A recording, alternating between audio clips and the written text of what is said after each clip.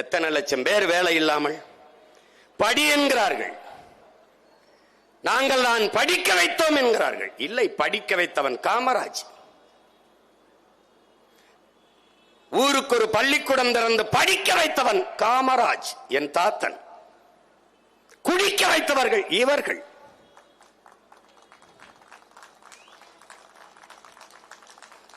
தெருவுக்கு 2 படிப்பகங்கள் இருந்தால் அறிஞன் வருவான், அறிவார்ந்த சமூகம் வரும்.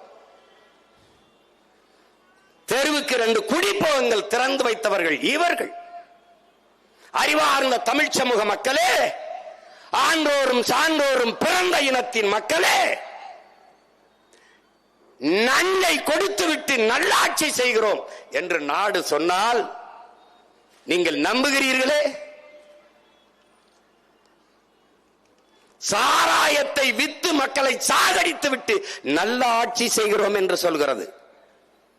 என் அக்கா தங்கச்சி தாலியை அறுத்து அவளுக்கு 1000 ரூபாய் கொடுக்கிறேன் என்கிறது. படிக்க போகும்போது தமிழ் மகனுக்கு 1000, படிக்க போகும்போது என் தங்கைக்கு புதுமை பெண், அதுக்கு 1000.